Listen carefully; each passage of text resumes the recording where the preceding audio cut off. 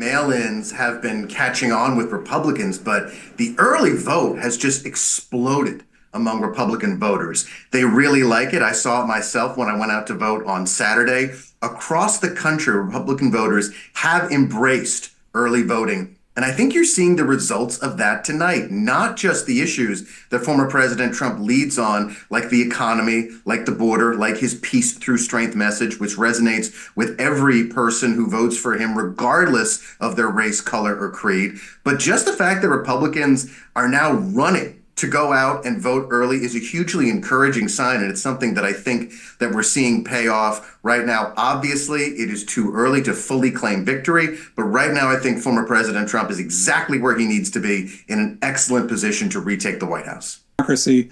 This is a vote for either one candidate, Kamala Harris, who is in favor of continuing liberal democracy, the liberal democracy that America was founded on as the first one, or overthrowing that, which Trump has already tried to do, not just on January 6th, but through all the months and months of preparation and the multifaceted plan he put together to literally try to overthrow our democracy. And it's far too easy to lose sight of that fact. It's one of those things that's such an enormity of effect that people tend to banish it from their minds and want to turn towards the normal kinds of debates over economic policy or foreign policy, environmental policy, etc. But really, this is a choice between whether we are in favor of liberal democracy or not. And it's not just Trump following his impulsive, frankly, gangsterish impulses that he did in his first administration. Now he has a large core of committed ideologues who have made no secret of their hostility to liberal democracy. Many of them believe that the United States should be converted to a Christian dominion, taking us back not just to the 50s, as is often said about Trump, but taking us back centuries before the Enlightenment into the Middle Ages. This really is the most concerning issue, as I say, and by far the overriding issue in this campaign. And I would also just, in closing, note that it is part of a global trend. We're seeing this in other advanced democracies like Germany, Italy, France, Britain, and indeed in the Ukraine-Russia war, where Russia represents the anti-liberal forces in their most extreme form, led by a man who Trump openly admires, along with the world's other dictators, attacking an independent liberal democracy. So really, this is an enormous issue, and I think every other issue pales in comparison. Well, before we get in a word from Alex as well, let's just take a look at the latest visuals coming in, Ankit. The Harris campaign rally on the left side of your screens and the Trump campaign rally on the right side of your screens. Packed crowds, as expected. But, packed crowds, and if you look at these numbers, very hopeful supporters there. But it also tells you at this moment that, it's muted expectations from both sides. I mean, there is not over-the-top celebrations at this moment, either in both the camps. And, like we've been talking to our guests as well, this election, you couldn't have had two such contrasting, polarizing figures and absolutely different political ideologies battling it out in the United States, isn't it? Absolutely. In fact, Alex, let's get in a word from you as well. Many actually say that the average American is actually very skeptical about Kamala Harris.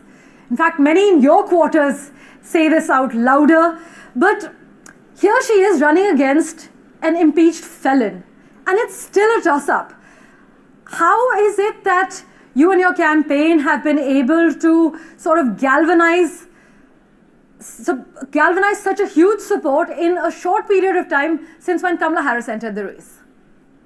Well, thank you for letting me respond. I really thought that Spencer was going to accuse the Republican Party of trying to take the U.S. back to the time of the dinosaurs in prehistory.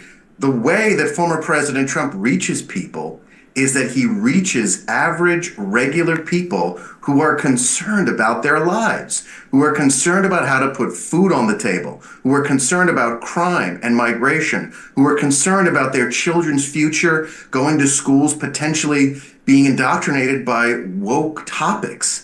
That's how former President Trump reaches people in their kitchen tables, in their homes, as they go to work, in their hearts, as part of their families. That's the message that works here. And by the way, there's no mystery on what President Trump will do when he gets back into office. He'll construct that southern border wall that he's been advocating for since 2015. He'll improve the economy and lead America and the world with peace through strength. No one knows what Kamala Harris would do if she is elected president, which seems less and less likely by the moment, because Vice President Harris made very little of her plans, didn't give people specifics. People know Donald Trump. He has a record of 4 years when he was president, when America was prosperous and safe. That's what people are reacted to. They want that prosperity and strength back. And they were not able to find any indication that Kamala Harris is capable of delivering that for them and their families. Alex, let me ask you this then. I mean, it's still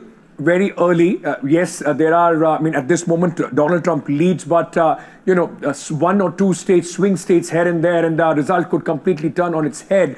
Let me ask you this: Donald Trump has been seen as somebody who is, for the lack of a better word, very abrasive in his approach, the way he speaks. He alienates also a large section of the people, including women, those who have been speaking about, and also people from various descents in America.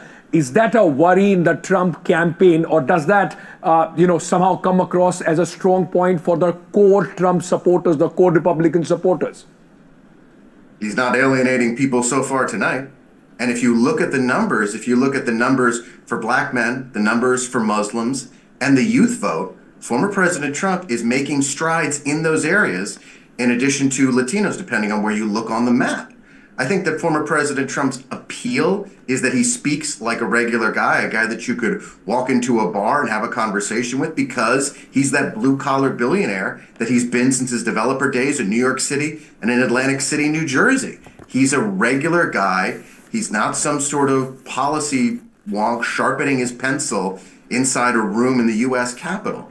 He's a regular person, and I think people gravitate to that because they want someone who represents them leading their country. Let's not forget former President Trump's greatest slogan that so many people gravitate towards, people who feel oppressed by the establishment and the system. What he says is, they're not coming after me, they're coming after you, but I'm the one standing in the way. People respond to that in a very visceral, positive way.